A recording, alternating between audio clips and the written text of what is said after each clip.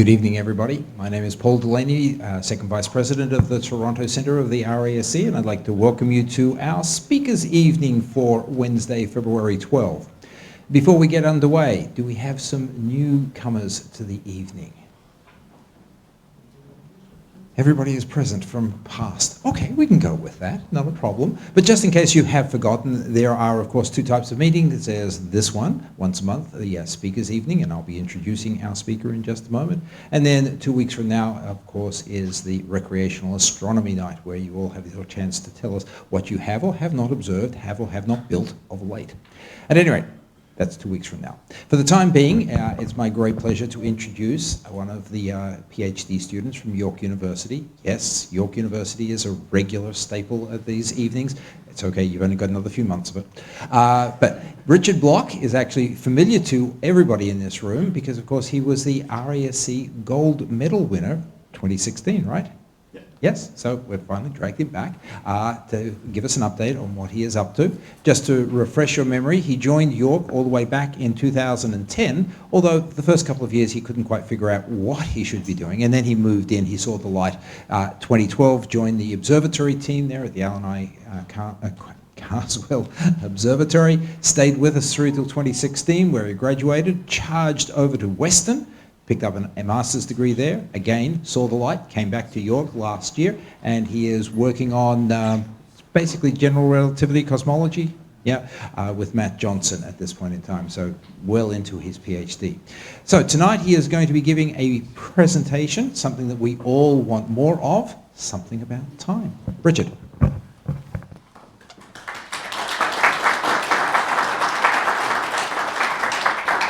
All right, thanks everyone for coming, and Paul and RSC for having me. This is really exciting. One of the things this is really exciting about for me is I get to talk about time, which is a really interesting topic, but it's sort of hard to study. It's not something you can like pick up in the lab and put in a machine and stuff. But it's so fundamental to how we live. It's sort of, it's going to be on time, and I hope to shatter some expectations about what you think time will be. So the whole point of the talk is to answer this question: what is time? Or at least provide an answer that is somewhat convincing to you guys. So to do that, I'm going to go through sort of 4 areas of approach. First, we're just going to look at how have people thought about time through history. I'm not the first person to talk about time, and even though we've all probably thought about time, we're not the first people to think about it. So what can we learn from what we've already learned? And then doing that, we're actually going to see that the question, what is time, can be a little ambiguous. It can actually have a couple different meanings depending on what we're talking about, as you'll see. And so we'll see that we'll have to sort of deal with time as we know it and time as physics knows it. So we'll talk a little bit about what is time in physics, why is it different from our time, what's similar. And at the end of the talk, I'm going to have to explain how if physics has a different time, if it's not so easy to just ask what is time in general, I got to have some way to explain why, if time is so different in physics, we get us, and we have such a strong experience of time. So we'll just jump right in. Time throughout history. So this is sort of a good place to start asking about what is time, because we actually have had a couple relationships with time through human civilization. One is our daily experiences, like our lived life. We feel the flow of time, right? I've started talking. You get a sense that the talk is underway. You know, if time is a line and we're just slightly into the talk and most of it's left to go. You know what I've said, you don't know what I'm gonna say. The behavior of time is really familiar to us in these ways. And so we'll talk a little bit about that, but we'll also see what science has had to say. How have people studied time and thought about time throughout history, and what do these two perspectives have to offer us? So the first thing is experiencing time. So we can probably assume, because anthropologically we have been this type of human for tens of thousands of years, that the actual feeling of living probably hasn't changed throughout human life. But the way that we think about time has changed. So in the pre-industrial era, we didn't have time zones and standardized time and any of this stuff. Each town kept its own time. And it did that with like a sundial. And the sundial is really useful because, it tells you when is noon, when is sunrise, when is sunset. Well, you don't need a sundial to tell you when sunrise is. And it was local. If a town was 15 minutes or 10 minutes offset from another town, it didn't matter, right? You would go to town on your horse. It's not like you could communicate any faster. And if you needed the time, you would get the local time. And strangely to us, because we have a 24-hour day and each hour is the same and time is consistently ticking by, so we think, but they didn't structure time that way. For them, it was an agrarian society. It was more important to have a fixed number of hours. So between sunrise and sunset, because that was how you were going to structure your day. But we know, especially in Canada, that in the summer, if you do that, your hours are going to be longer than your hours in the winter. So it's weird to us, and it's not very useful to us to have hours that shift in time, but it didn't matter to them because that's just not how they needed to live their life. And for most of human history, this is actually how it was. They could keep time at night, and they could do lunar calendars to keep track of the seasons. And it wasn't really until the Industrial Revolution that we developed the sense of time that we feel here and we think is just sort of natural. And that sort of came from the invention of trains and the telegraph. So with the telegraph, we can communicate faster than we can travel. And with trains, it's really important that we have standardized time. Because if you have every town has its own time, and you have a train schedule, and you leave, and then you come back, when you're one station away from where you've left, your schedule is already wrong. Right? Because the schedule you would get from that town would tell you something different. And the farther you go, the more stops you go, the worse this problem gets. So it was immediately clear that, we needed some sort of standardization if we were going to start behaving on much larger scales. And that's when, later, still in the industrial times, we find the invention of time zones and setting standard time. And this is sort of blown up with the information age just recently with the internet. We can email, we can Skype across the world. It seems instantaneous. Like we all share this present time. And if anything, it's just been technology getting in the way of us being able to access it.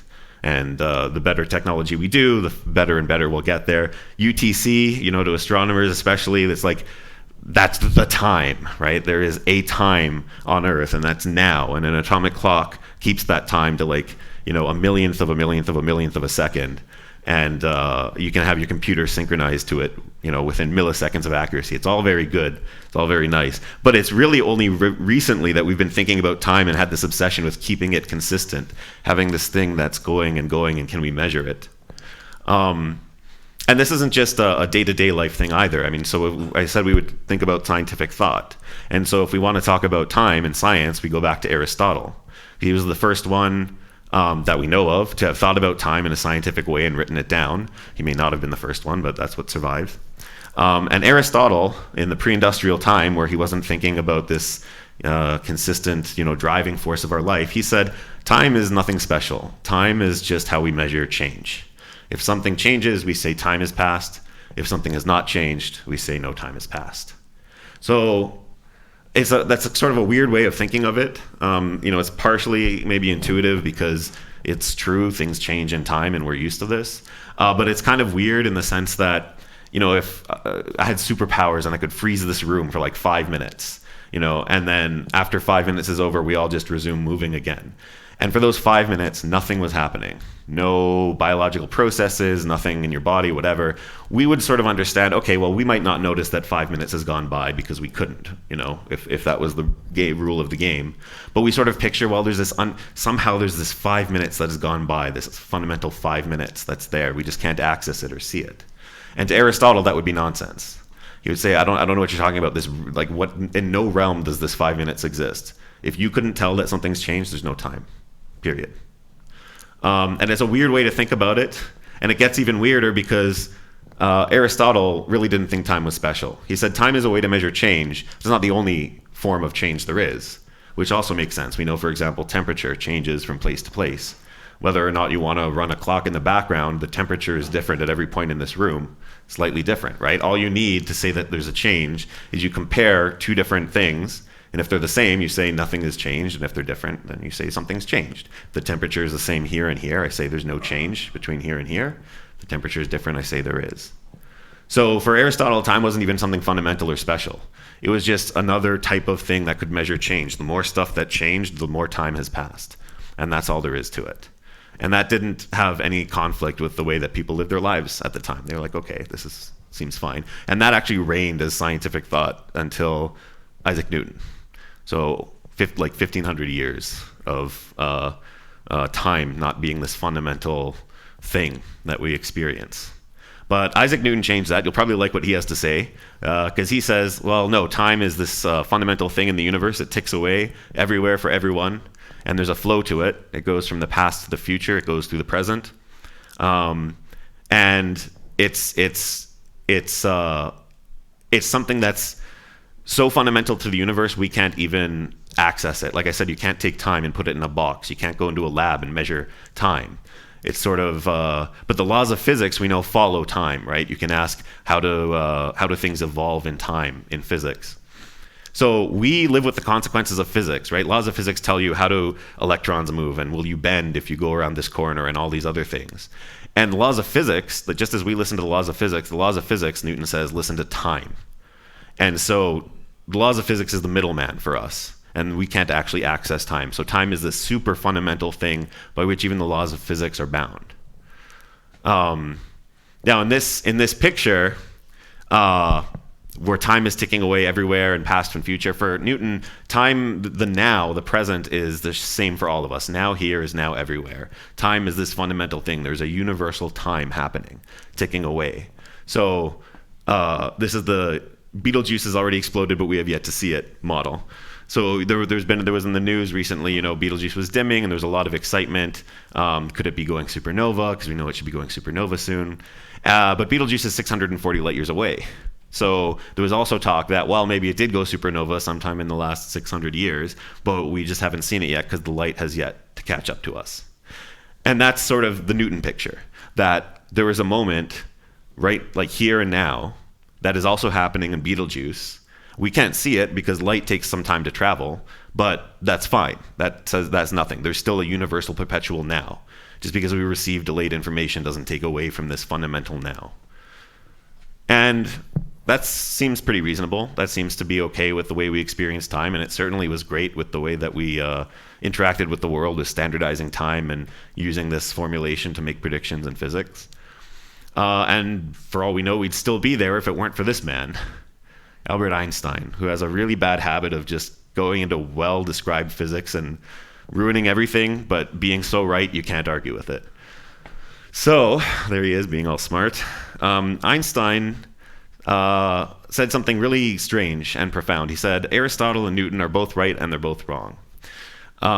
There is something called time. Aristotle was a little too flippant when he disregarded it entirely. There's some physical thing we can call time. But Newton was wrong to say that it was a fundamental physical thing.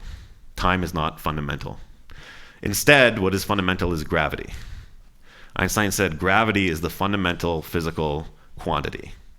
And time and space, or time in particular for this talk, just probes the gravitational field.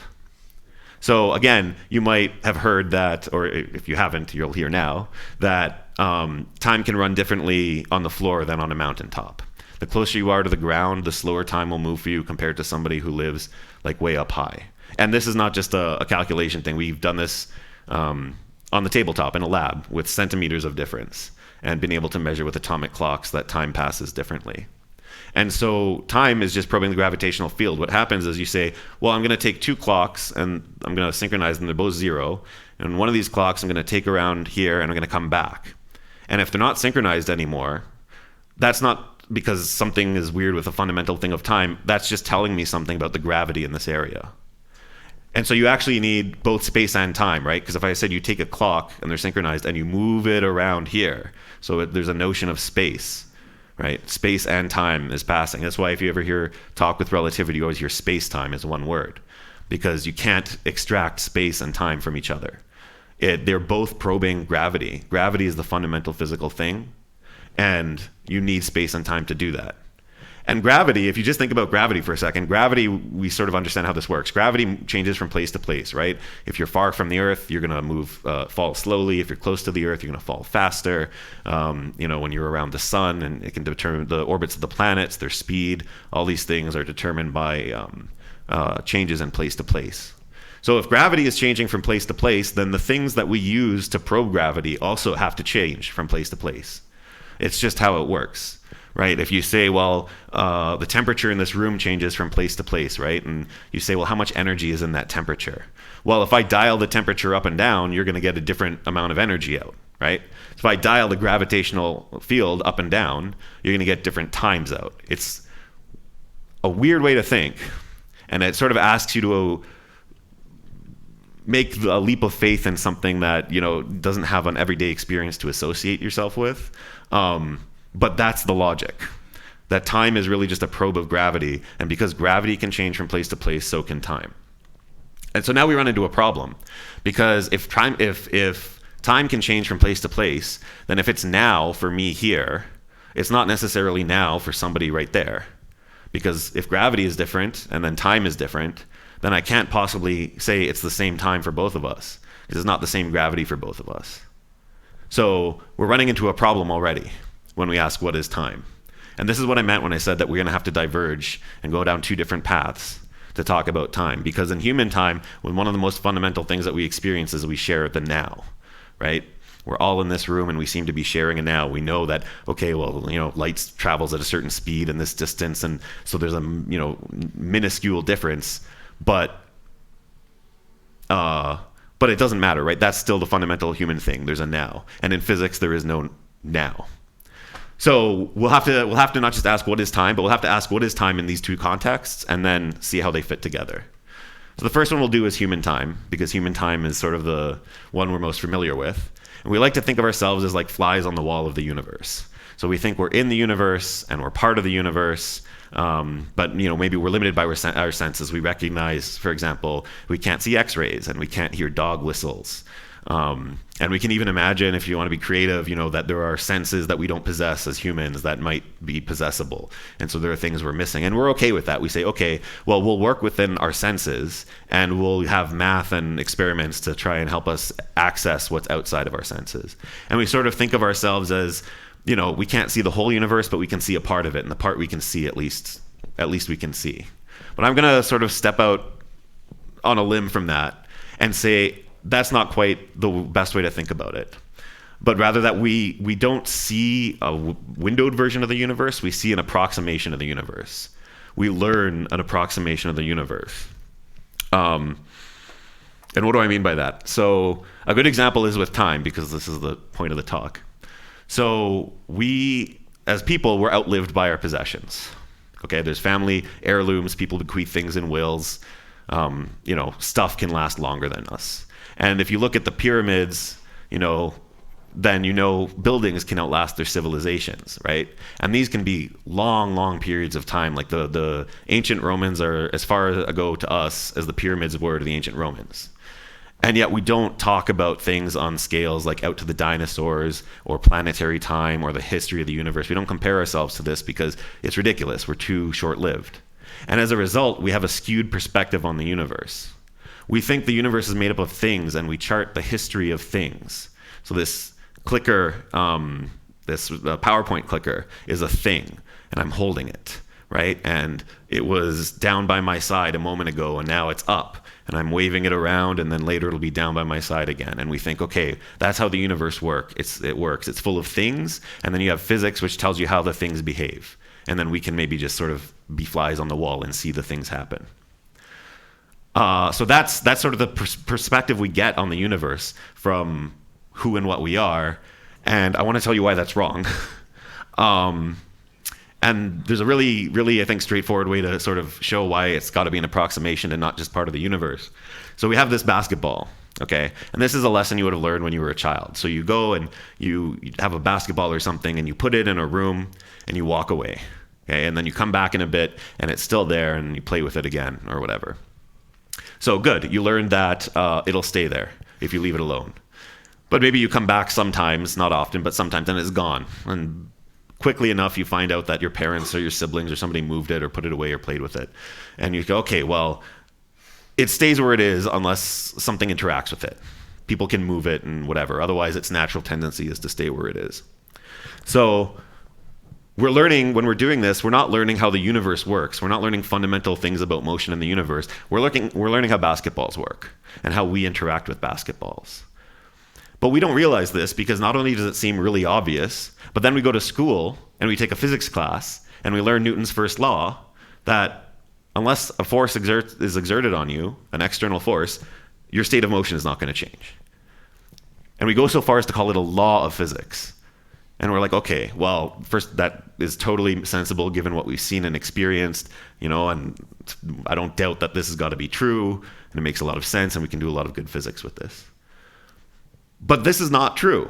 The universe is unintuitive. This is not how the universe works. This is how our approximation works. Because if I were to take a particle instead of a basketball, and I take the particle and I put the particle in the room, we know from quantum mechanics that if I come back and I look again for that particle and I don't find it, I can ask my family and they will answer truthfully, no, I didn't touch your particle, but it will still not be there anymore.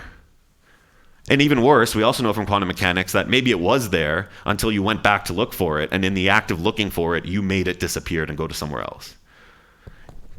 This is ridiculous. But if we grew up in a world of particles and not basketballs, it would be like, well, of course. What do you mean the basketball would be in the same place every time? What's so special about that place that things always appear to be there? Right? And now you want to say, well, that's ridiculous. So we get, it's the approximation we learn, right? Particles might suddenly be found elsewhere. They don't have a specific place. They have wherever they are when you look for them.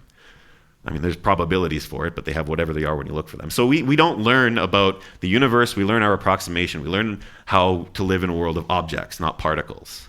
Because we evolved to live in this world, to survive in this world. And one of the things that it turns out is a strong feature of the world of objects is time, as we experience it. Time. Time is not some fundamental background thing that is party to both objects and particles. Time is a part of the world of objects. It is not a part of the world of particles. And we are just familiar with the world of objects. And that's it. And we know that's it because if we say, well, we really feel strongly that there's some kind of time, let's go out into physics and find that time. We've already seen from just a cursory look from Einstein that we can't find it. We can find something sort of like it, but we can't find it. It's not there. So let's talk about what we find in a little more detail. So we're familiar with human time, but really what's the physics telling us? So we already know a little bit from earlier that the physics tells us that there is no universal one time, right? There's times for every place. So every place has its own clock. Okay, and when I say that, again, we tend to think of time zones, and we're like, okay, well here, these places have their own clock. 10 a.m. in Vancouver is 1 p.m. in Toronto. But that's different. That's not what I mean, right? Because 10 a.m. in Vancouver, 1 p.m. in Toronto is telling you that there's still a shared now, but we're putting different labels on it. And that's not what I mean. Remember this picture from Newton. Newton would say, we have different labels, right? You can set the clock to whatever. But behind this wall is one gear that turns all of them, the same speed. And all physics will do for you is tell you how to translate between whatever a particular clock's reading is and the master reading on the master cog. Okay, and that's what we like to think. We like to think there is a time that's turning. There's a gear behind the wall. And what Einstein told us is there is no gear behind the wall. Every one of these clocks is its own clock, and it's valid. Each clock is as right as any other clock. It's like asking, when is noon? You can't ask when is noon. It's a meaningless question. You have to ask when is noon in a place. When is noon in Beijing? 3 hours from now. When is noon in Toronto? Tomorrow. We missed it, right? You can't just say when is noon on Earth? When is noon on Mars? And so what makes this worse, actually, is Einstein also told us that these clocks, not only do they not have to match, they don't even have to run with the same rate. Okay? So we'll still call them London and Hong Kong. You can see that they've got two different times on them. And in time zones, that's really nice, right? 10 a.m. in Vancouver is 1 p.m. in Toronto. That was true today. That will be true tomorrow. That will be true in 5 years. As long as they don't change time zones, right? And we still keep 24 hours in a day, that will be true. But if clocks can run at the same rate, that's not true. Maybe we synchronize 10 a.m. and 1 p.m. today. Now we don't know if tomorrow they'll even be synchronized anymore. So we're really getting into trouble with time in physics. And we also know that the way to make clocks move at different speeds, you have lots of options and they're really easy to trigger. For example, motion, right? If you get somebody goes in a plane, you got their twin on Earth, They go flying around and they come back. They won't look it, but they are younger. Because things that move through less time. Same thing on Earth. When you're closer to the ground, you have less time. Your head is older than your feet. You don't feel it, but it's true. So all clocks are valid. All clocks. Every place has its own clock, and every clock is equally valid. And in order to understand this, we're going to have to talk about events. In order to really hit home, because I find that I can say this thing a lot, like all clocks are valid, and we go like, yeah, okay, I believe all clocks are valid. But then really quickly, when we start talking about physics, it comes back down to, okay, but there's something really going on. What's the real story? And what I want to do is I want to explain to you how there is no real story, how it can be that every clock is right. So Einstein said something really crazy, which is the world is not made of things. Okay, it's not made of this thing that has its own history and goes through space and I'm a thing and whatever. The world's made of events. What's an event? An event is anything that happens in a place and a time. Okay, so like a high five.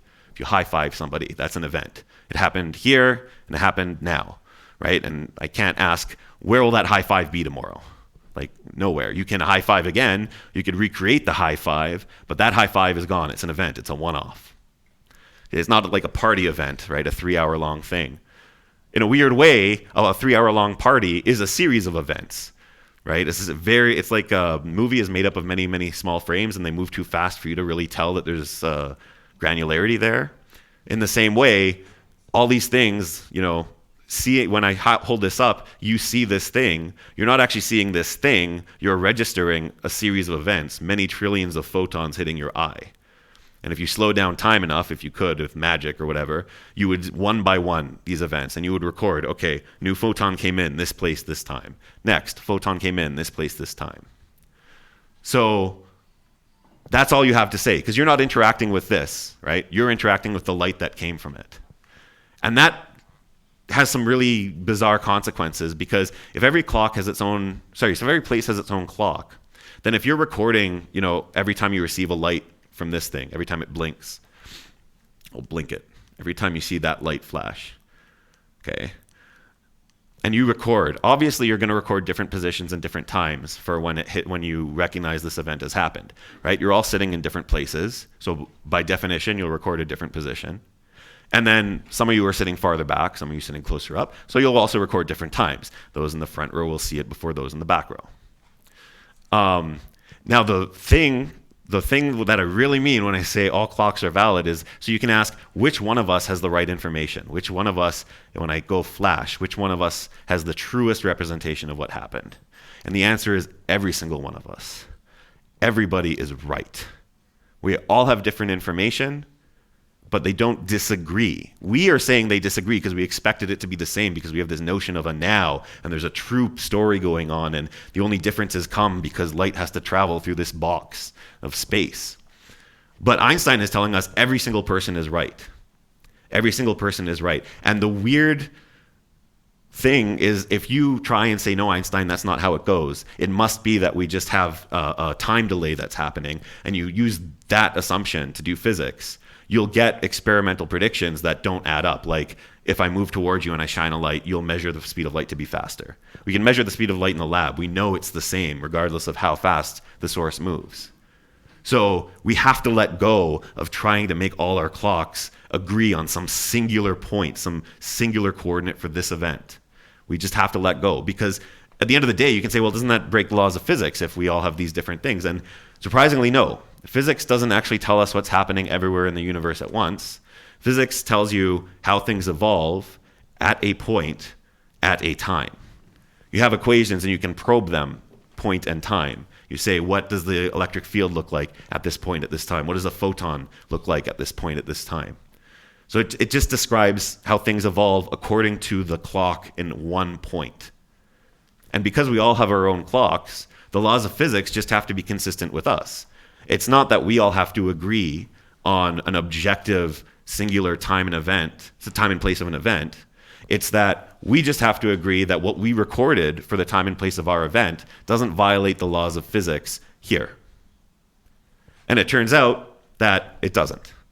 It doesn't, right? Because all you need, what's the laws of physics? I'll just make sure that this event here, none of us can record that this event happened faster than the speed of light could travel. As long as none of us agree that, we could have received it at a signal faster than the speed of light, it doesn't matter that some of us received it, that it literally happened at a different time for everybody.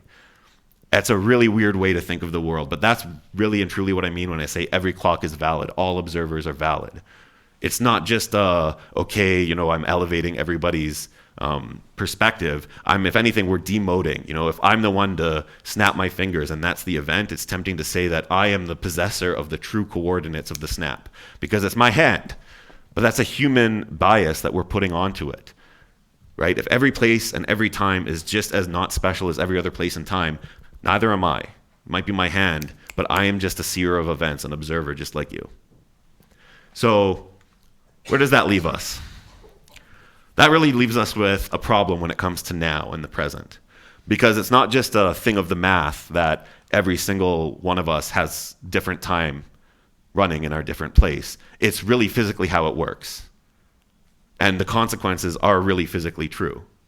So we say, okay, well, we have this illusion of now, right? I keep talking about you can Skype people on the other end of the globe. I keep talking about how it seems like the technology is the barrier to the instantaneous communication. So now we're going to do a really quick once-over of why we're going to get some really bad news on that front. Because it would be great if it wasn't, right? If we live in a Star Trek universe, so light isn't fast enough to talk across planets, we'll just invent subspace, right? So not true. It turns out that as people, we're not that great at discerning the passage of time. We can sort of tell time passing to within about 1/10 of a second. It's about as much time that can go by without us being like, oh, time is passing. So what do I mean by that? Well, here we have a picture of some guy. He's clearly taking a torch, he's waving it around, and the camera is taking a long exposure, right? So the camera, let's say, takes a 5-second exposure. So what does that mean? So the shutter is open, and light from the fire comes and it hits the camera and it stays there, and then new light comes and hits, and the camera just keeps accumulating all this information for 5 seconds, and at the end of the 5 seconds it gives you a picture, a snapshot of now to the camera. That camera couldn't tell the difference. It's 5 seconds. It's temporal resolution. It can't tell things happening on a smaller scale than 5 seconds. To the camera, that looks like a solid object or a loopy, floppy object.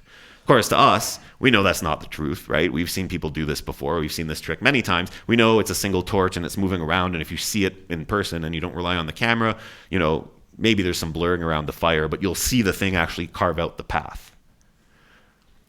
So this effect is not just a camera effect. This is the universe truly and very well looks different depending on how well you can resolve steps in time. And as people who can only resolve steps at like 0.1 of a second, the speed of light, which is what carries information, right, goes at 300,000 kilometers per second, right? It's incredibly fast. And if we can only discern differences of 1/10 of a second, then light can travel about 30,000 kilometers before we notice that time has passed. That is a really convenient number for a planet the size of the Earth. Okay, so the Earth is 40,000 kilometers at the circumference at the equator at its widest. It is about 12 to 13,000 kilometers in diameter. So the entire Earth fits inside a bubble of what to us is a now. And it's now not because there's some universal fundamental now, but because as people, we just really lack the resolution to tell that something is different. If we could tell that there was, if we had better resolution in time, and we could see, 1/100th of a second, we could discern 1/100th of a second. You see a hummingbird fly, and instead of, just its wings making this, you can't see the wings, right? So imagine you had such resolution with your eye that when you look at the hummingbird, you actually see its wings flap. If we had that ability, when we start to Skype people on the other end of the world, we start to run into trouble because we'll notice that beyond the technology, there's a lag there that we can't get rid of. It's just really convenient. And in some ways, we as people who live in the 20th and 21st century have it the worst because people in previous times didn't know this. They didn't have the feeling that technology is the only barrier to instantaneous communication. They weren't sure if it was possible, or for them it was something that was far off. Whereas for us, even as of today, it feels like we're just getting closer and closer. Internet infrastructure is getting better. We're just getting there. When really, we're just about hitting the limit of what we can do. And it might feel a little weird, because we think, well, there's like when you go to Mars and you try and send signal back from Mars, it takes several minutes, right? So if we eventually, go to Mars and people are on Mars and they have a problem and they call back and they say, help, the colony is on fire.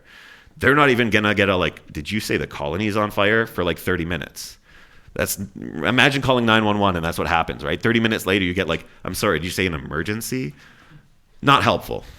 So spacefaring humans may actually think and feel very differently about time. They may not actually believe in how we feel so strongly about a present now, how it seems so obviously revealing itself to us. Might actually be totally out of the intuition of future humans, because they grew up in a world where, if your parents become astronauts, you have to decide whether to stay with your friends here or to go with your parents into the future, because you can't come back. You might have to decide, if you're going to colonize a different planet, if you have to go to another star system, you can't talk to Earth. Earth can't exactly be the, headquarters of it's not a Star Trek universe, basically. And I'll remind you, as weird as that might sound, for most of human civilization, people didn't think this way about time, that it was this ever-present fundamental thing of physics and nature. So it's not that big a difference to say that I think people in the future may also feel differently about time. And what we think is now is just going to be another bullet point on somebody's slide in 300 years. So there isn't really a now. We're just lulled into this false sense of it by our poor temporal resolution and the time in which we live. Okay, so I'm a little sneaky because that sounds like I'm trying to draw a conclusion on it and say, okay, well, that's why. There isn't a now, but we get away with it because of our bad resolution. But I've danced around something really fundamental, I think, which is that time seems to have a flow. And that's sort of what makes time, right? Is, okay, all these fancy things with Einstein and clocks and whatever, and I said every place has a different clock, every other clock is valid, and they all can run at different speeds, but I never said that they're not running in the same direction. Right? And time for us runs in only one direction. We remember the what's been said. We don't know what's going to be said. So in a way, maybe there's still something to be recovered about our experience, something fundamental about time, and that is the flow. Can we look for the flow of time in physics? So that's a really easy question, actually, it turns out, to answer, because some experiments you can do is you just record a bunch of physics and you play it backwards and you see if it looks different or if it looks the same. Of course, that, is difficult to do in practice, but we can look at the equations and say what would happen. And we find that actually in physics, almost everything is reversible. There's no forward or backward in time distinction for any of the laws of physics. They don't care. Electromagnetism, right? If a photon, which is mediated by the electromagnetic force, is traveling through space and I reverse time, it's just traveling through space this way. Speed of light is still constant, still the same. The energy of the photon has not changed. Nothing has changed. Charge is conserved. Any way you want to put it, it's the same. A good example is a current in a wire. This is like a standard high school problem. So you have, you send a current through the wire, and moving current makes this a magnetic field. So what happens if I were to play that video well, it's not a video, but if I was to play that in reverse, the current would just go the other way and the magnetic field would just go the other way. Okay. So what about alternating current, right? Where you go back and forth and back and forth and back and forth. Now it's going back and forth and back and forth. If I ask you, which did it start? Did I start playing the video forward in time or backward in time? You don't know. All you know is that it looks the same both ways because it's just bouncing back and forth. You don't know which one was forward or which one was backward. I would have to tell you which one I recorded. And then you'd be like, oh, that's forward. Same thing with gravity, weirdly enough. I know I said gravity and time have a connection, and I'm not going to drop that or abandon it. But gravity, in the sense that things fall, or what you need to exert energy to escape the earth, gravity also doesn't care.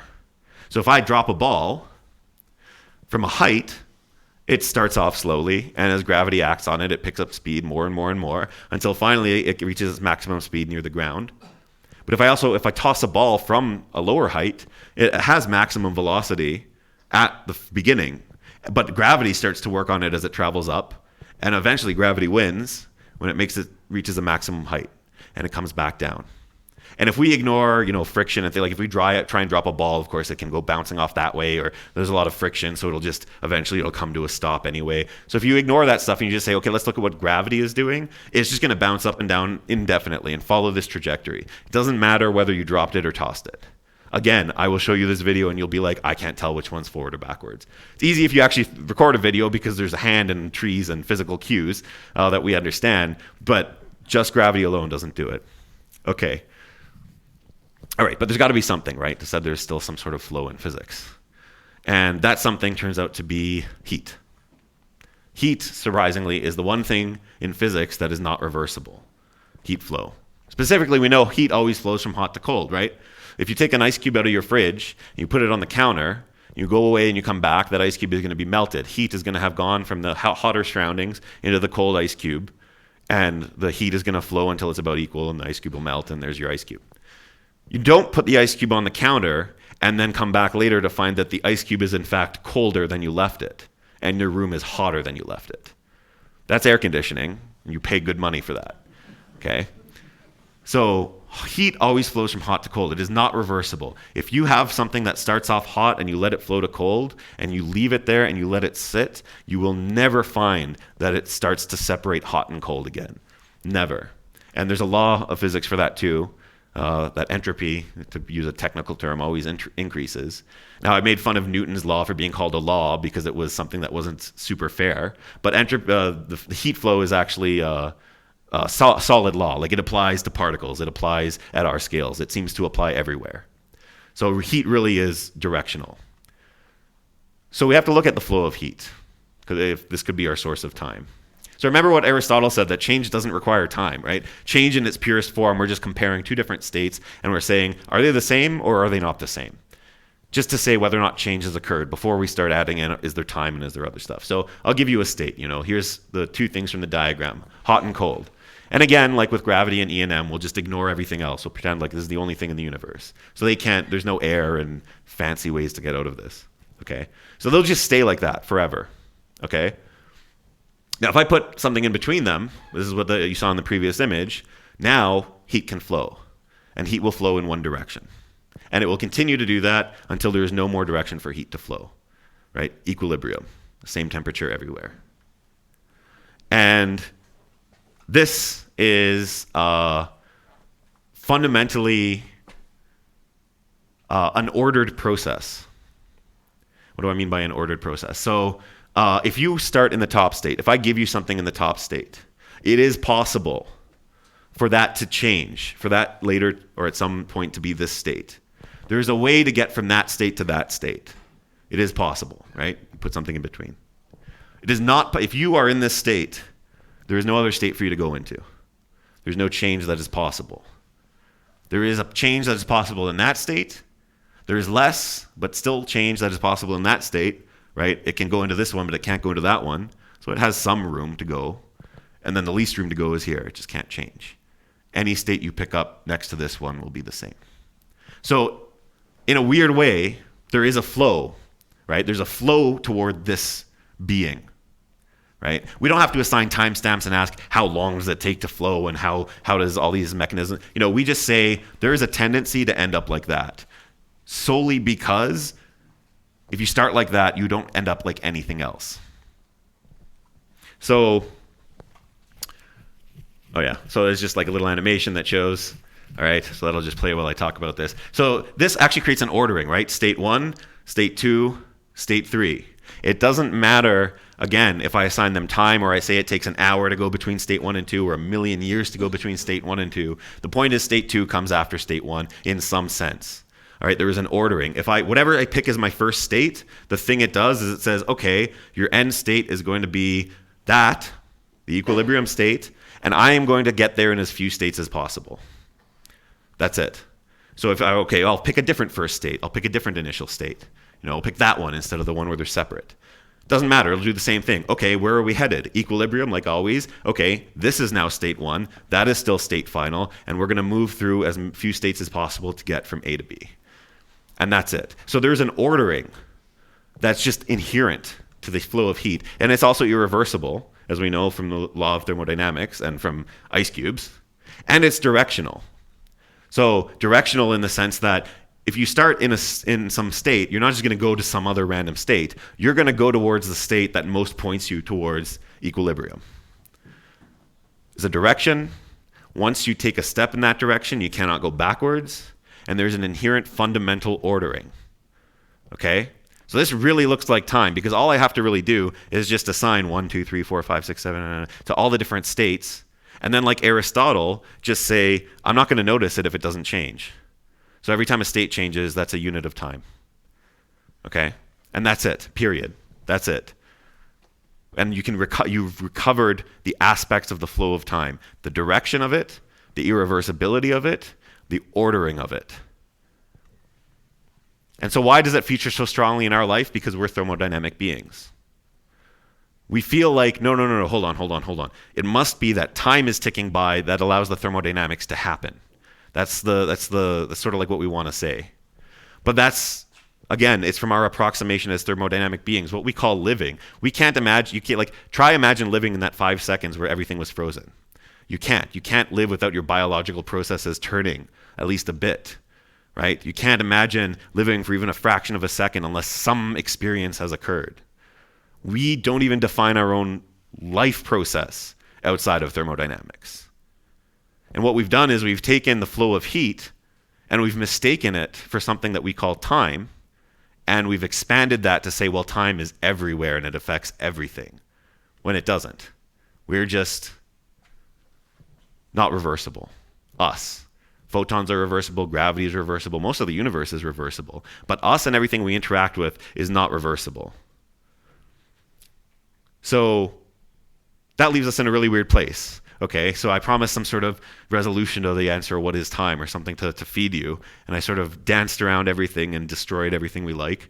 So I'll sort of wrap up with that our experience of human time is real. Okay, this talk was not meant to like break how you experience your life. Like I said, I think humans have probably been having this lived experience for tens of thousands of years. So I'm not trying to diminish the human time. But what I am saying is like, time maybe is not the right word for it. It's the human flow of thermodynamics. And it just so happens we called it time first before we discovered the physics time, and they share the same word, and maybe that's unfortunate. But it's not a fundamental feature of the universe. The thing we experience as time, if you look to physics and you say, where is this? The best physics will offer you is say, it's thermodynamics. You have non-reversible processes going on, and that's it. Physics, the time in physics is just a probe of gravity. It isn't really related to what we call time. That's why maybe in 500 years we'll have different words for both these things, human time and physics time. Because what we experience doesn't tell us anything about gravity. Time just happens to be useful in science to tell us about gravity. But that's it. But there's no conflict between these two. Because we're not breaking the laws of physics to reconstruct human time out of physical time. We're saying, look, it's a two-part process. We've got the flow that's given to us by thermodynamics. We share that in common with the universe. But we also just happen to be living at this time that we're creating the illusion of now. We feel like we're exploring a shared present. And that's less a product of the fundamental feature of time, of the universe, and calling time a fundamental feature, and more just almost a cultural product of where we are technologically and as a species, and literally biologically in relation to the size of our planet. So physics time and human time are two different times, and you can very much ask what is each one of them, but you have to ask them separately. And in one, the answer is disconcerting, that it's thermodynamics, and in the other, it's equally disconcerting, that it's nothing fundamental, and it's just probing gravity. So that's it. I hope I've given you guys something to think about. Thank you.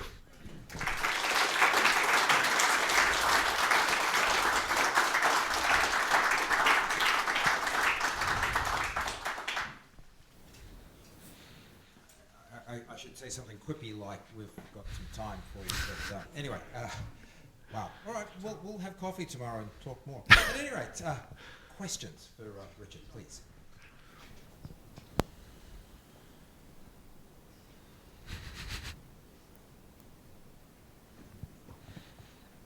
What do you think about Lee Smolins' book, Time Rebound? He thinks the time is fundamental. Yes, That's right. So Lee Smolin, great writer. He's a great physicist. So this is actually, so Lee Smolin has a point, right? So he says, no, there is something fundamental about time. I have to actually admit, this is not a super consensus thing. It's the view of most physicists that time is not something fundamental. That's the direction that people are starting to think now, especially since Einstein. But not everybody's convinced. And Lee Smolin is one of these people who's not convinced. He doesn't believe that you can... he doesn't believe that time is not fundamental because in his view, you can't remove a person from the world they're measuring. So for Lee Smolin's perspective, even quantum mechanics as we understand it and everything as we understand it, we understand it through our interactions with it. And our interactions experimentally, they unfold in time. Things happen in time. And time is something that's fundamental to the universe that we interact with. And so his perspective is, if it's so fundamental to everything we measure and it's so useful in parameterizing how things seem to change, how can it be something that's just approximate? How can it be something that's only, good for humans and maybe not if we could experience other things? And he's not the only one. Other people ask that question. I think it's a valid question. But I think the evidence is just stacking up so hard in the other direction that it's hard to make that case. That's why he writes a book about it.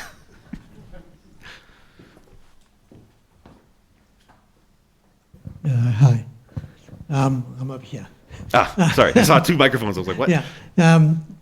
So in terms of this, it's definitely something to think about. So the teleportation experiments, because everything is there, and in all the places, all at the same time, how does that flow into this, so to speak? Yes. That's a good question, right? So that's something that's also new, is teleportation and teleporting quantum information. So obviously, you think when you think teleportation, you think Star Trek and you can move people and stuff. But in the lab, the version of it that we've got working is you've got a particle and you want to transport the particle from point A to point B. And we figure that, okay, we can't actually take the particle and move it from point A to point B. That's not really how it works. That's not how transportation is going to go. But they found ways to take information about that particle and transfer the information and impart it onto the other particle. So it's not... it's really easy to do with particles because in order to describe a particle fully, I need like this many pieces of information. But in order to describe, say, like a person fully, I have no idea. Crazy amounts of information is needed because we're so many particles and everything. So when I said time isn't a part of the world of isn't a part of the world of particles, but is a part of the world of objects, that sort of comes into play here. So to a particle, time is the same forward and backwards. So if you send information from here to a particle over there, the particle isn't really going to care whether the information is outdated or whether it should be moving this way or has this happened yet or whatever. All the information that you can move from particle to particle is not time dependent. And so in that sense, moving across space and moving across time doesn't change the information. There's no impact on it. You can freely move it around in space and time because it doesn't listen to space and time. Sort of like dark matter doesn't listen to light, right? The whole thing about dark matter is we feel like there's got to be extra mass out there, but we don't see it. So whatever it is probably doesn't interact with electromagnetism because that's the thing that produces light. So in the same way, the information that we can transport doesn't interact with gravity, with time that way.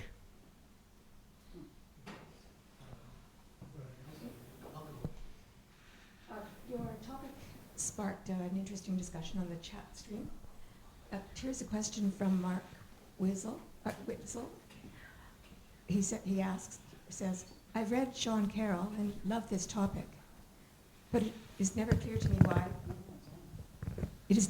me why time slows at a faster speed because speed is relative. You say, I'm going the speed of light, but I say, no, I'm still. You're going the speed of light. So whose time is slowed? That's a really good question. So that's one of those. So the thing about relativity is it seems like all the good information or all the interesting information comes from really tiny, subtle points.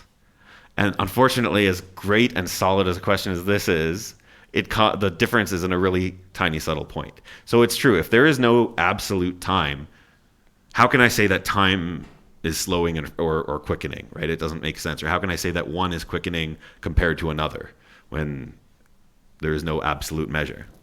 So the key thing about relativity is if you want to compare clocks and you want to say, well, one has become desynchronized with the other, is you have to, the clocks have to be in the same place twice.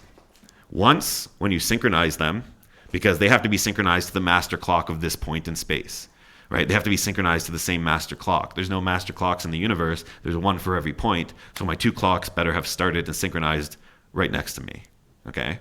Now one clock goes away onto the plane or whatever, and it's tempting to say, well, light will travel from that clock to me so I can read the clock as it's moving and I can see all these different effects. But really, that's not quite true, because what's happening is the light travels to you and it reaches you, and as we talked, right, that's an event. Light reaching you is an event, and events have no objective time or place. So whatever the clock says, if you're just reading it remotely, you can't trust that reading, because that reading is delayed, it has no specific time and place, and that clock in a different place is now marching to the tune of another master clock.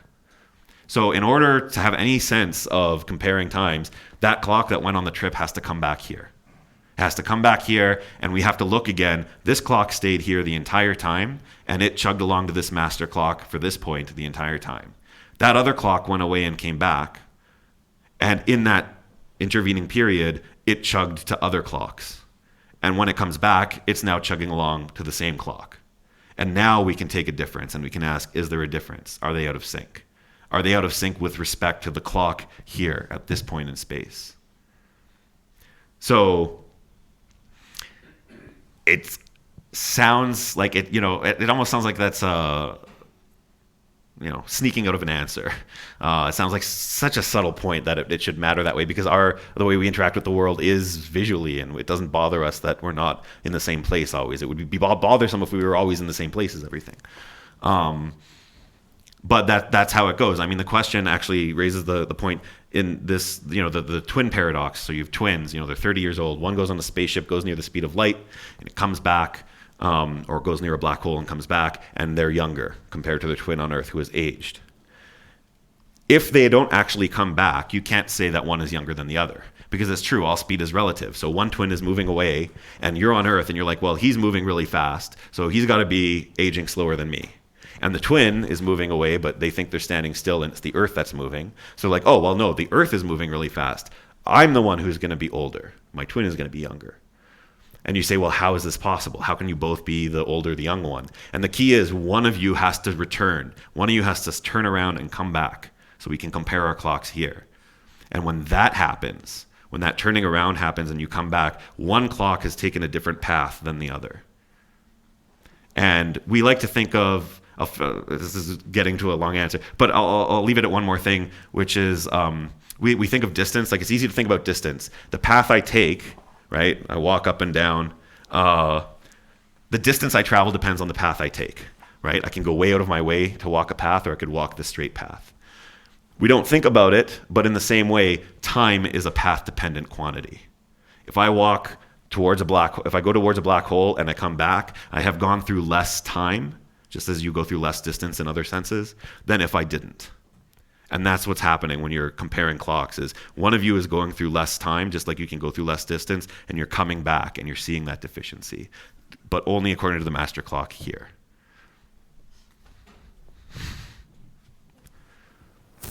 Okay, sorry. So would this be the open debate that started with Niels Bohr and Einstein with quantum mechanics? Well, yeah, so this is actually related to that. So one of the things quantum mechanics tells us is there's this thing called quantum entanglement, which, if two particles are in this state entangled, then if you learn information about one of the particles, you can surmise the details of the other. And Einstein had a problem with this, because he said, well, if I have two entangled particles and I move one very, very far away, and I measure one of them here, I can surmise information about the other. And that particle is very far away.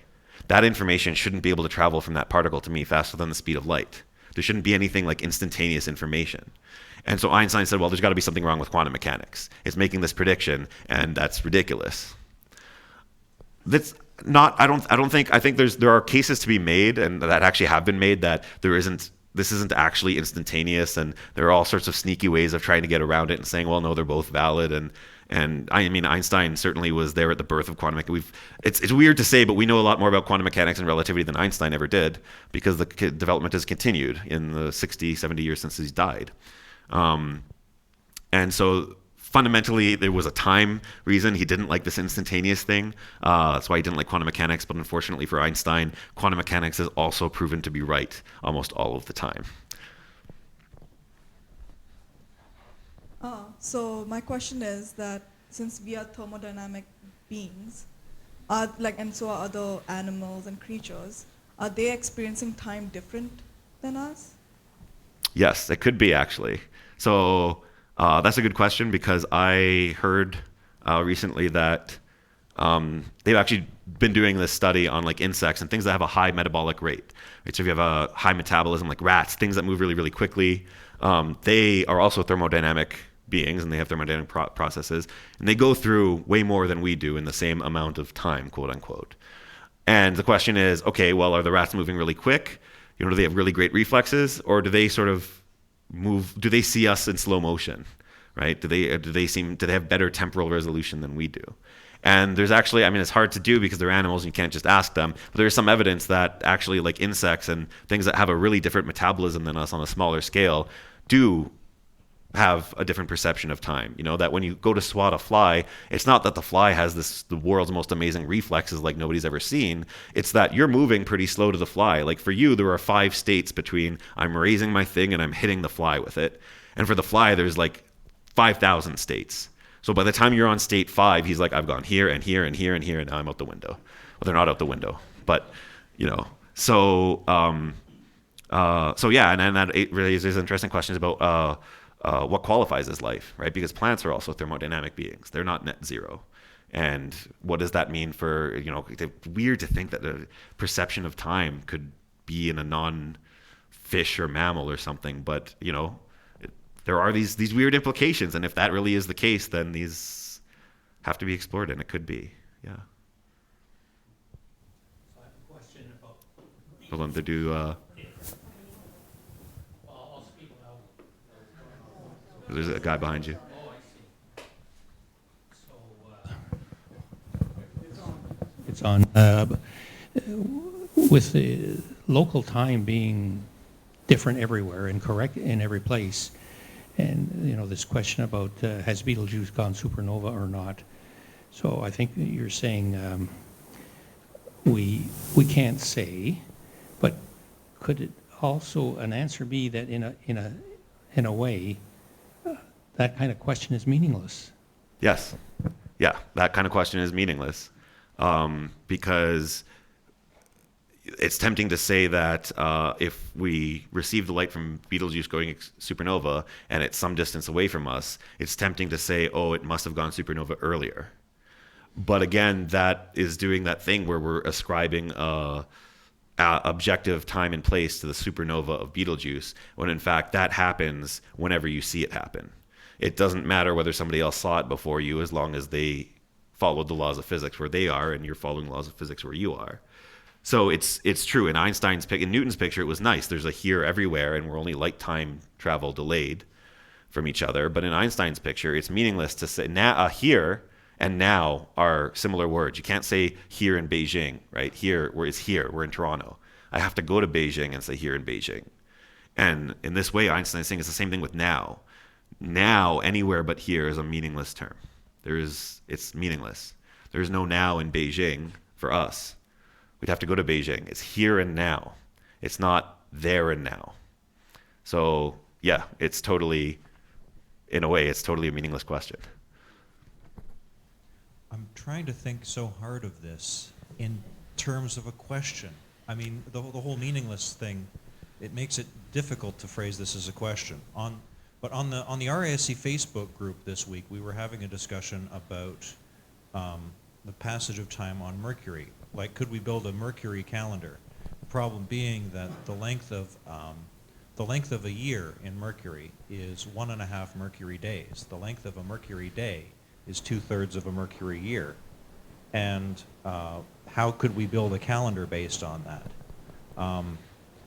We thought maybe the best thing would be not to measure days as the base unit of the calendar, but to measure years, because the rate of the sun around Mercury changes because of its eccentricity. Getting away from that a little bit, though. But units of time that we have to measure are, they eventually sort of break down. Any kind of clock that we build is basically, as you've said, it's a mechanical simulation of thermodynamic processes. But one thing that you didn't mention when you got into discussing thermodynamic processes is sort of the main thermodynamic unit of the universe, which is stellar, what we call evolution, or as you were saying a few minutes ago, metabolic processes. Basically, the mechanical processes of winding down inside a star are those thermodynamics. That's a good question. I think so. I think so, because you know how I said at one point, if you play, a good way to tell if something is time reversible is to play a video back, right? And I gave these examples of the wire and the ball, and you couldn't tell forward or backwards. But if I play a star in reverse, that looks really weird, right? Now, instead of a source of energy, it's this huge sink of energy, and heat is flowing into it, and it's almost like a black hole in this weird way. It's a destination for all light in the universe. And so it's definitely got to be thermodynamic, because it's not time reversible. And it's the laws of thermodynamics that actually tell us how the star evolves through its core and all these other stuff. So, but it is interesting to note that, with thermodynamic time, these are the processes that you see.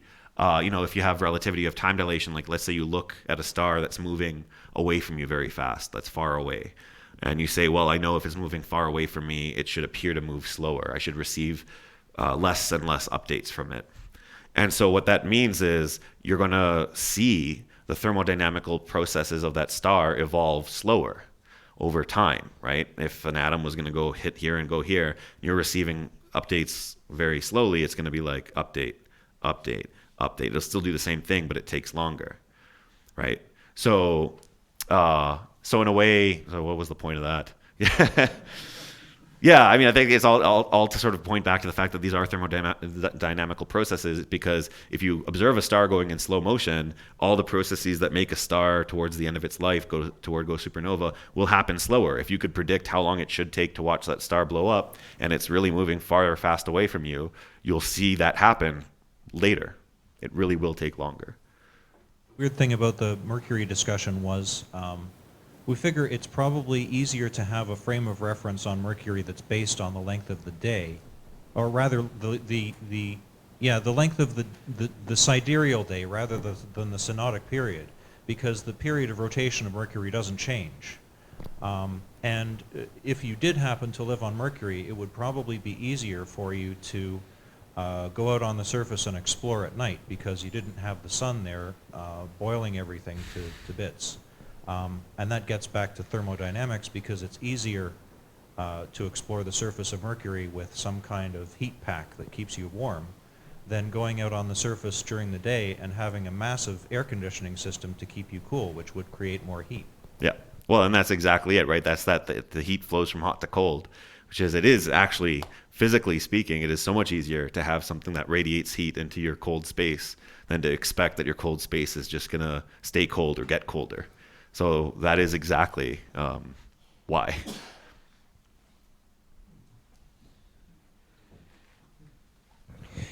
My understanding is, doing supernova studies for very distant things, the universe seems to be accelerating.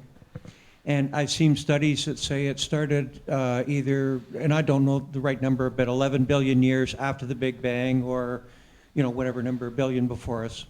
But if there's no such thing as an absolute time, how does the universe that's in that direction know that it's time to speed up when the same much as the universe in the other direction? And anyway, I'd appreciate your thoughts. Yeah, that's a great question. 'Cause that's one of the things that this always opens up is if time is not as we think, how does the things that we think of time in terms of time behave? And there's a couple ways to go about that. So one of them is the history of the universe as it's talked about, the 13.5 billion years since the Big Bang and all the, first stars and then the galaxies. In a way, although most of that is driven by gravity, that's still a thermodynamic thing that we're investigating, right? We're investigating stars and the light from stars. We're not able to, actually just now, right, we're able to measure gravitational waves, which are not thermodynamic in nature. It's sort of like the first time that we can make a measurement of something that that isn't strictly thermodynamic. So when we create the history of the universe and the picture of these things happening and evolving, they're evolving in this thermodynamic time really nicely, the same way that we are. And so we can set timestamps to them, and we can say this happened at this time and this will happen at this time. But it's not that, it's more of a relic of the fact that we interact with the results of thermodynamics, and that's how we parameterize it. Like in a really weird way, if you ask a cosmologist, how old is the universe, most of them have been trained well to say 13.5 billion years. But if you find one, who speaks off the cuff, then they can give you weird answers like, we actually don't know, or it might be infinitely old, or it might, and they're taking into account all these other things, all the other possibilities of the universe beyond the charting of history that we normally do in astronomy. And so for the record, for normalcy and convention, they adopt this thermodynamic history. So that's why even if dark energy isn't exact, that's what we think is causing this accelerated expansion. Even if that's not thermodynamic in nature, it's pushing apart the stars that produce the light that we receive, and that's how, or in this case, the supernovae, which is how we measure that the universe is expanding. These things are glowing hot objects. It pushes them apart, so they do their thermodynamical processes from farther away than we would expect. So we still get to parameterize in terms of time, even though this effect could be driven by some dark energy that we don't really know what that is.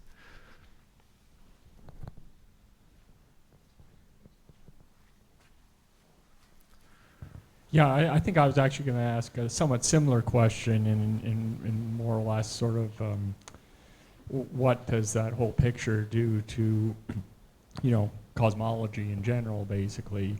But is it correct then to say that you could, put together a coherent history, if you want to put it in those terms, cosmological history of the universe, just based on, say entropy as a parameter instead of time per se, related to our sort of local time, and you'd still have something that's pretty similar to, like you said, sort of the standard kind of everyday answer you might get from a cosmologist. Is that Yeah. So like I kept saying heat flow, but it's entropy that's increasing. And from a cosmological standpoint, we can look further and further back and see earlier and earlier galaxies, but then we sort of hit this wall with the cosmic microwave background, which when the universe was very young and there were no stars or anything yet, it was just gas, and the gas was glowing hot and it was radiating. And so this light has been sort of traveling from this cloud of radiating gas ever since.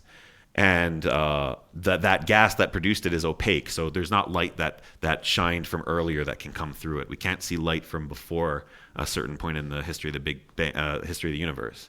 And that point, the point the cosmic microwave background is about 300,000 years, 400,000 years after the Big Bang. And by that time, we're well within the realm of increasing entropy and thermodynamics. We basically, even what created the cosmic microwave background is a gas. It's a glowing gas, and then it becomes stars and those processes that. So by the time, basically as far back as observational data currently allows us, we're already still working in a thermodynamic context.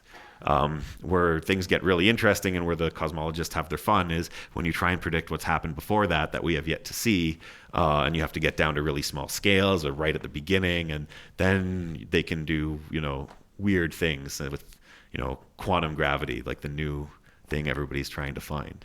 But certainly when it comes to observational evidence, even cosmologically, we're well within a thermodynamic time frame.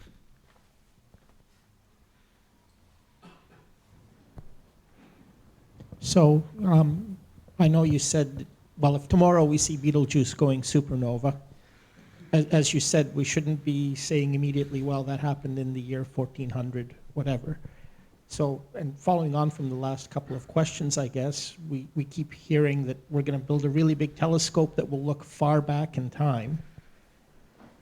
But that sounds like that's not quite the right way to think about what we're seeing.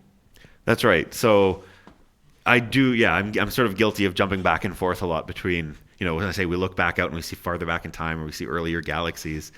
And true to the spirit of this talk, that's not actually quite true. It's not that these are things that are older and we're just seeing the earlier light. For all intents and purposes, that is, these if you look at, you say we're receiving light from a galaxy and we, compare it to galaxies that are nearby, and we find that its structure is that of an early galaxy, one that's just formed. Maybe it's 1 billion years old. If you want to ascribe an age to the galaxy, probably the most correct thing to say is that galaxy is 1 billion years old here and now. Because although it's tempting to say, well, no, it's 13 billion years old like the rest of us, and maybe there's aliens on that, and blah, blah, blah. If that were true, any consequences of that being true, it doesn't matter, because that information can't travel faster than the speed of light. Information about that thing being any older than it looks will never overtake the information about the thing aging. So, as we were saying, it's sort of a meaningless thing to ask about now in other places. So the best thing you can do is to say that whatever time you record is the time. So Betelgeuse didn't go supernova in 1400, for example. It went supernova now to us. And it's really weird to say, well, what do you mean now to us? You mean now at a certain time and then now to different people later? No, now to us is 100% as valid as being right next to it when it blew up and saying it's the year whatever. So, yeah.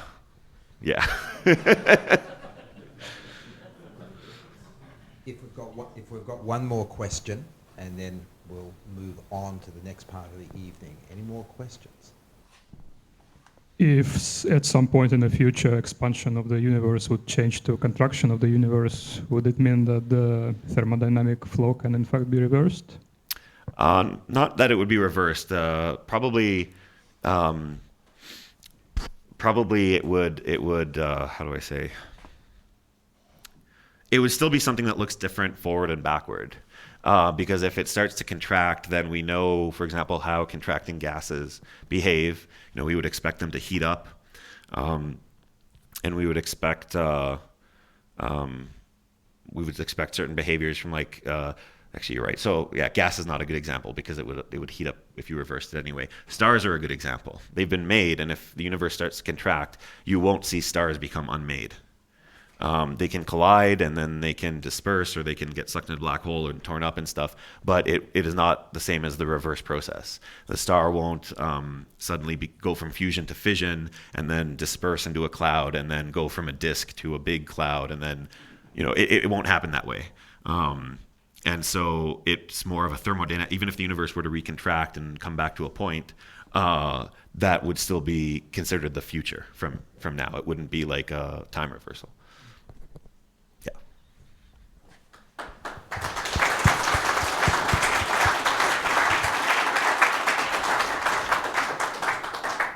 I think it goes without saying that you've given us a lot of food for thought, and that there'll be a lot of interesting Facebook chats and sleepless nights. And I'm glad I now know why I'm an observational astronomer, because this just blows my mind. Thank you very much indeed, Richard. We have a token of appreciation here, and then Ralph will take us out for the rest of the evening. So thank you very much. Don't go away. Don't go away. I was going to say that, time is one of those things that we never seem to have enough of. And we seem to spend a lot of time, thinking about how we're going to record it, how we're going to watch for it.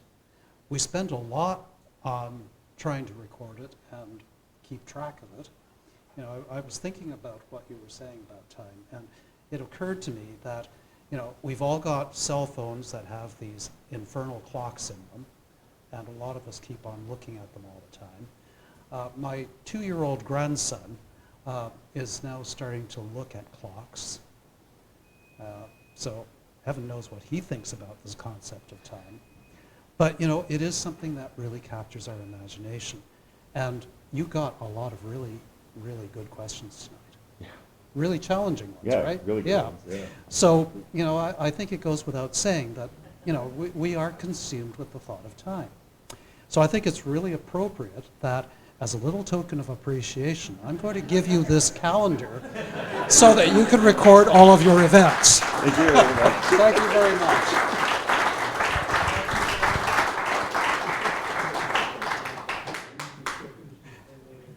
That couldn't have worked out better than I planned it.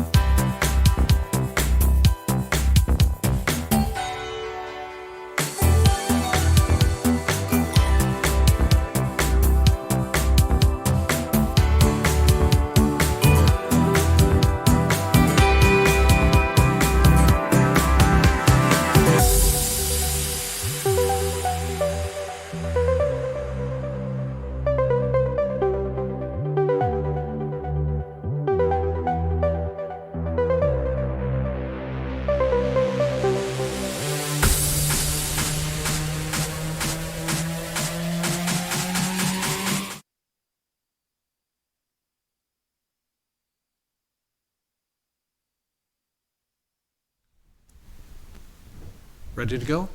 Okay, so our next meeting is in 2 weeks' time. That's a recreational astronomy night. We do have a full program for that. So Andy Beaton will be coming back to present the sky this month. Jerry Villa will be talking about Johannes Kepler. And Brian Charnock is going to talk about what does football have to do with astronomy and the GMT. Well, that should be interesting. Our next speakers night is in 4 weeks' time on the 11th of March, and Jenna Hines from the National Office is going to be doing the presentation. We don't have a title for her talk yet, but... Provisional one. Oh, okay. Provisional one, she hasn't actually confirmed it yet, but extracts from the exploits of a rascal. That should be really interesting, too. Okay. So we'll have that information up on the website, and there we go. Okay, the next solar observing session is going to be on the first Saturday of March, 1st of March, and in the usual way, we'll have the go or no-go announced by Sean either on the Friday before or very, very early on the Saturday morning. And hopefully we'll get a bit better timing. That's a correction. Because of the leap year, first Saturday is actually the 7th. So on the It's going to be the first Saturday for solar observing in March is on the 7th. Oh, And okay. following weekend, the 14th, is the cloud gate. Ah. Okay. Damn calendars. Okay. Well, all right. We'll get that corrected. The other observing sessions that we have, first dark sky star party rather at Long Sault Conservation area, first clear night of the 24th through the 27th of February, and then the first city star party is going to be the first clear night of the first week of March, and that'll be at Bayview Village Park. And again, usual go or no go signals from through the website and our social media. For new members who might be either watching online or in the room, we do have the First Light program starting up on the 26th of February. And this is the orientation program for new members. And over the 3 nights that are listed here, there's a number of things that will be presented to get you oriented to the programs that the center offers. And that'll be held actually in the theater next door to us here at the Science Center. You can register online through our website, and again, all you need to do is to log on to the website with your RASC ID and password, and then go to that site on First Light to fill in the form. We'll also be having evening observing at the Science Center. This is the last of our winter evening programs with the Science Center, and this one is supposed to be on the 1st of March. At least that's what the Science Center website seemed to say, but anyway, we'll probably have to check that one out as well. From 6 till 8 p.m. on the telescape, and again, this is to show the evening sky to the Science Center visitors as they leave at the end of the day. Unfortunately, we haven't had very much luck with that program this winter. The weather has not really cooperated, but we live in hope. Okay, volunteering. Again, a lot of our programs cannot go on without the help of you, the members, and we have a lot of activities where we need help. I talked about the star parties, and there are a variety of things that the people who are running these events could help with, could use some help with. And again, Adrian and Blake can tell you all about those things. In addition, the crew up front who are running the streaming of our meetings, again, they are very good at turning up and helping out, but it'd be nice if we could give them a little bit of relief and a bit of help as well. So again, it's another way of helping to get things done in the center. Okay, a reminder also that our dark sky observatory near Thornbury is available for you to use, and you can reserve time up there on the website. And just a reminder that at least at this point in the year, there is the winter road access rules in effect, so you have to park on the hill to the northeast of the property and walk in. There's no road access to the property right now, but the place is still available to you. Another service that we have is the loan program, where you can borrow telescopes at no charge, try them out, give them some work, and figure out whether a particular type of instrument is what works best for you before you try to buy anything on your own. And we do have a wide variety of instruments available for you to use. And finally, the meeting after the meeting, please feel free, those of you who are here in the room, to join us at the Granite Brew Pub down at Mount Pleasant in Eglinton, and we'll be repairing there after the meeting. So that's it for tonight. We will see you in a couple of weeks. Have a safe trip home. Just before you Yep. sign off. Got the mic Right, on? Yep. Well, yes, the green light's on. Let me put it that way. This is slightly early warning, but I thought I would pass it on. Just as the RASC General Assembly was at York University last year, so too this year is the professional astronomers, the CASCA, the Canadian Astronomical Society, having its meeting at York at the end of May. There is a public lecture that will be hosted by CASCA 2020 this year, and it's going to be on Tuesday, May 26th. Be a public lecture by Seth Shostak, and he is sort of, Jill Tartar's offsider with respect to SETI. So it will be a public lecture on the York campus free of charge. It will be Eventbrite ticketed and so on. But if you're at all interested in sort of like the update with respect to SETI, put your calendar to good use, okay, in the calendar, for Tuesday evening, May 26th.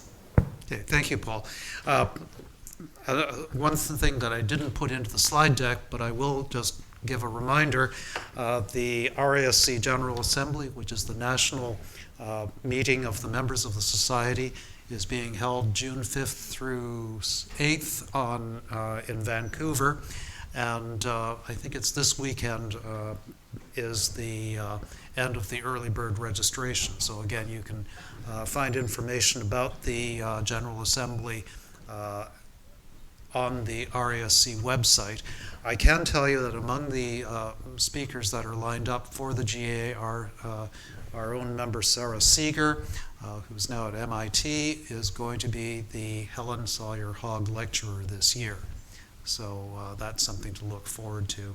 And again, if you can make it out to Vancouver, you get a chance to meet with your fellow members from coast to coast to coast.